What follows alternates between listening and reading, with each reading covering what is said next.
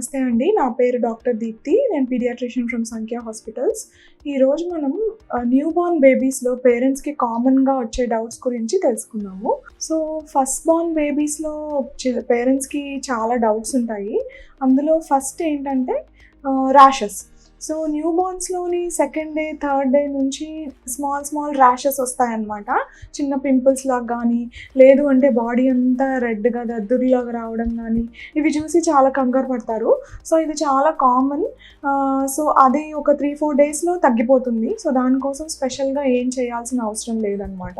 అది దాన్నే physiological rashes అని అంటారు కూడా. సో, నెక్స్ట్ థింగ్ ఏంటి అంటే జాండిస్. సో, జాండిస్ అన్నది అందరు న్యూ బోర్న్స్‌కి కామన్‌గా వస్తుంది. సో, అది సెకండ్ డే నుంచి స్టార్ట్ అవుతుంది. స్లోగా ఒక 4 డేస్, 5 డేస్ వరకు ఉండి తర్వాత తగ్గిపోతుందనమాట. సో, ఈ జాండిస్ ఒక్కొక్కసారి ఎక్కువ కూడా అవ్వచ్చు. అది దానికి చాలా రీజన్స్ ఉంటుందన్నమాట. కానీ మోస్ట్ కామన్‌గా అంటే మదర్ ఫీడింగ్ స్టార్టింగ్‌లో ఒక్కొక్కసారి 1-2 డేస్ సరిగ్గా రావు కదా!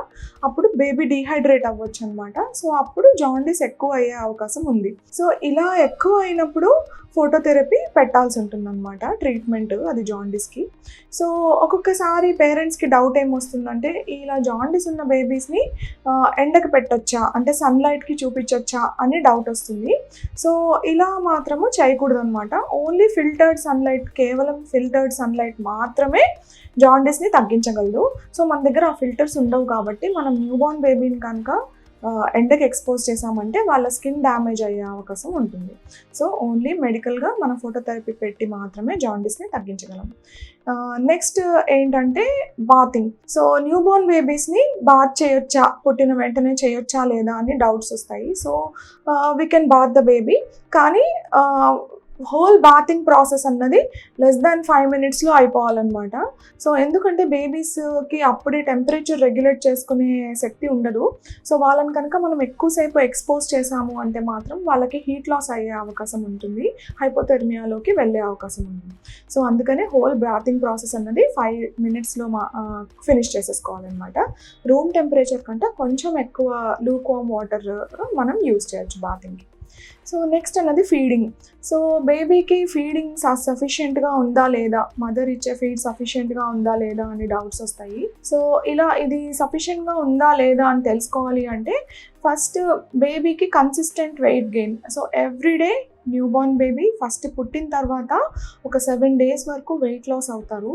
తర్వాత ఒక 3 డేస్లో వెయిట్ గెయిన్ అయ్యి 10 డేస్ కల్లా వాళ్ళు బర్త్ వెయిట్ రీచ్ అవుతారనమాట. ఆ తర్వాత మాత్రము ఎవ్రీడే కన్సిస్టెంట్గా వాళ్ళు ఒక 30 గ్రామ్స్ పెరుగుతూనే ఉంటారనమాట.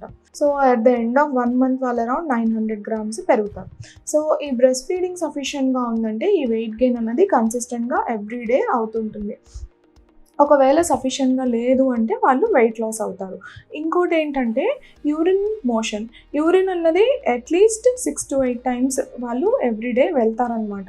సో, అది నార్మల్. ఫీడింగ్ ఇచ్చిన సఫిషియెంట్గా ఉంది అంటే వాళ్ళు 6 టైమ్స్ అన్నా యూరిన్కి వెళ్తారు. మోషన్ అన్నది 3-4 టైమ్స్ చేయొచ్చు. సో, దానికంటే యూరిన్ అన్నది మనం చూసుకుంటూ ఉండాలి. నెక్స్ట్ ఏంటంటే వాళ్ళు ఫీడ్ చేసిన తర్వాత అట్లీస్ట్ ఒక 1.5-2 అవర్స్ వరకైనా కంఫర్టబుల్గా పడుకుంటారనమాట. సో, లేదు వాళ్ళు బాగా ఇరిటబుల్గా ఉన్నారు, క్రాంకీగా ఉన్నారు, ఎప్పుడు ఏడుస్తూనే ఉన్నారంటే ఇది కూడా ఒక ఇండికేషన్ దట్ ఫీడింగ్ సఫిషియెంట్గా లేనట్టు. సో, ఈ కామన్ ప్రాబ్లమ్స్ అన్నవి న్యూబార్న్లో చాలా డౌట్స్ వస్తుంటాయి వీటి గురించి పేరెంట్స్కి. ఇంకేమైనా డౌట్స్ ఉన్నాయి అంటే ఈ కింద నెంబర్కి కాల్ చేయండి.